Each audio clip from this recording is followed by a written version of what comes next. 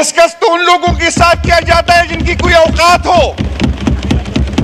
Establishment کے لانے والے کو کس نے یہ حق دیا ہے؟ تاریخ میں پہلی دفعہ نہیں ہوا ہے. لوگ کہہ رہے ہیں یہاں پر ہم سنتے ہیں کہ فلاں کے ساتھ یہ ہوا، فلاں کے ساتھ یہ ہوا، لیکن جو پی ٹی آئی اور پی ٹی آئی کے ورکر کے ساتھ ہوا یہ کسی کے ساتھ نہیں ہوا.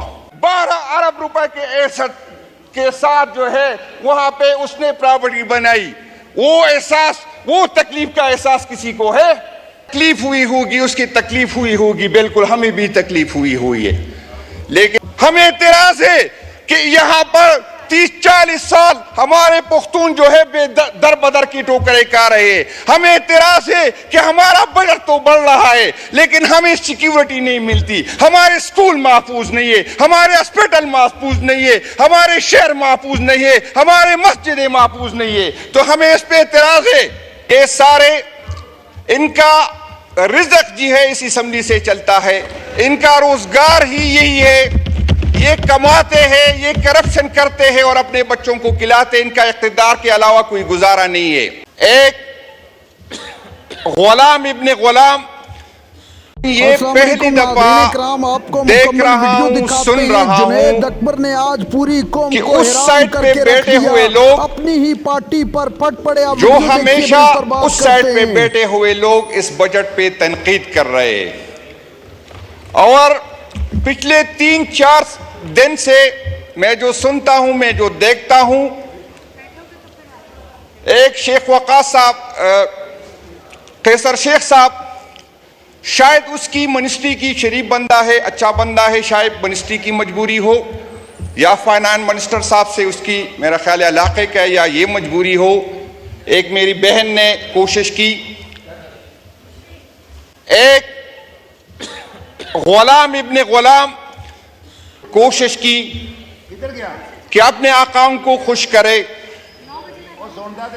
باقی ایسے کسی ممبر کو اس سائٹ پہ جو بیٹھے ہیں میں نے کسی کو نہیں سنا. حکومت جو پی ڈی ایم کی سپورٹ سے تھی، جنہوں نے کسان کو کچلا، جن کی وجہ سے کسان آج رو رہا ہے، اس بجٹ میں ان کے لیے کچھ بھی نہیں ہے. پیپل پارٹی والوں کی مجبوری ہے، اس کو زبردستی اتحادی بنا دیا گیا ہے. سب رو رہے، سب احتجاج کر رہے، لیکن جس طرح ڈاکٹر صاحب نے فرمایا، میں بھی آپ سے کہتا ہوں کہ یہ جو بھی کہے لیکن ووٹ یہ دیں گے، کیونکہ یہ سارے ان کا رزق جی ہے اس اسمبلی سے چلتا ہے. ان کا روزگار ہی یہی ہے. یہ کماتے ہیں، یہ کرپشن کرتے ہیں اور اپنے بچوں کو کھلاتے ہیں. ان کا اقتدار کے علاوہ کوئی گزارا نہیں ہے. یہاں پر بات ہوئی ہے، ایک منسٹر صاحب نے کہا کہ تجاویز لے کے آئے. تجاویز تو ان لوگوں کے پاس لی جاتی ہے. حکومت وقت کا یہ ذمہ داری بھی ہے اور اس کا حق ہے کہ وہ بجٹ بنا لے، لیکن وہ حکومت وقت جن کو عوام کی سپورٹ ہو، وہ حکومت وقت جو ووٹ لے کے آئے ہو، ایسے 547 سے بنائی ہوئی حکومت کی کیا اوقات؟ پیپل پارٹی والے کہتے ہیں کہ ہمارے ساتھ بجٹ جو ہے ڈسکس نہیں کیا. بھائی جان مسلم لیگ نون کے ساتھ بھی ڈسکس نہیں کیا. ڈسکس تو ان لوگوں کے ساتھ کیا جاتا ہے جن کی کوئی اوقات ہو.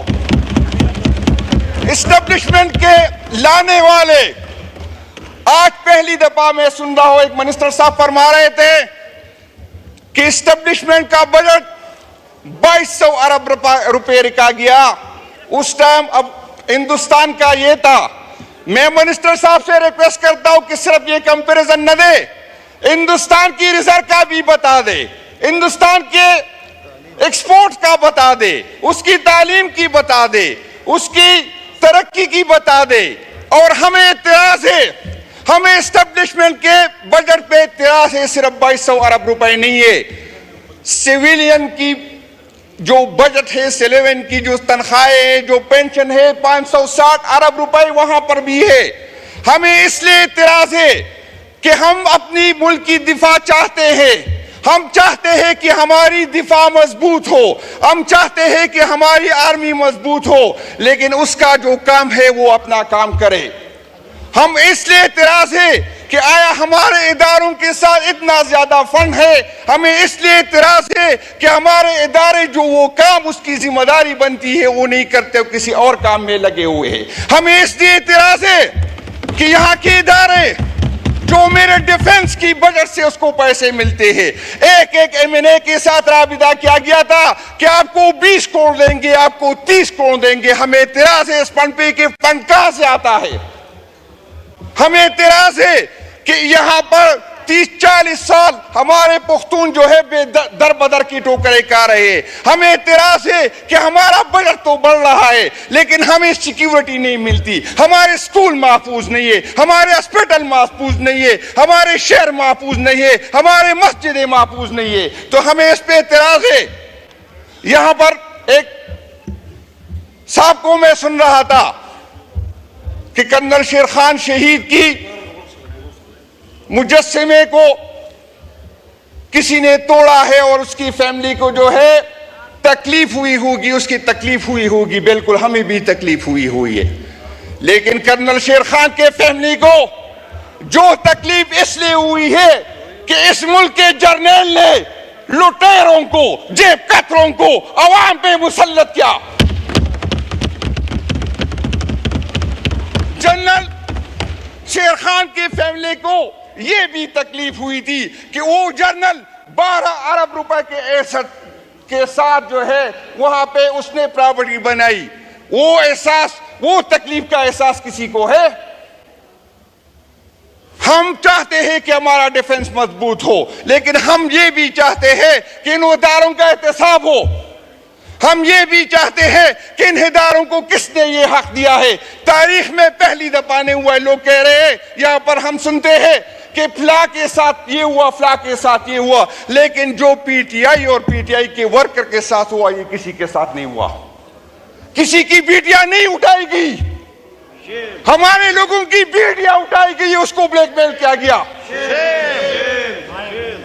کسی کی ماں کو نہیں اٹھائی گئی۔ میں اس دن میں حلفیہ کہتا ہوں، یہاں پر ایک میں نام نہیں لیتا، ادارے کے لوگ گئے اس کے بیڈ روم سے، اس کی بیوی کے فون سے اس کو کال کی گئی کہ پریس کانفرنس کرنا ہے کہ نہیں کرنا ہے۔ یہ بے غیرتی کے خان کہہ رہے آپ نے 3 جنریشن جو ہے قربان کرنے ہوں گے، جو ہماری آنے والی نسل ہے اس کو سمجھے۔ ناظرین کرام، آپ نے ویڈیو دیکھی، جنید اکبر قومی اسمبلی پہنچ کر پھٹ پڑے۔ جنید اکبر کی حالیہ دنوں میں ایک آڈیو لیک سامنے آئی ہے۔ جنید اکبر اس میں پارٹی قیادت پر پھٹ پڑے۔ جنید اکبر کا کہنا تھا کہ مجھے سائیڈ لائن کرنے کی کوشش کی جا رہی ہے، میرے خلاف سازشیں ہو رہی ہیں، میں پارٹی چھوڑنے لگا ہوں۔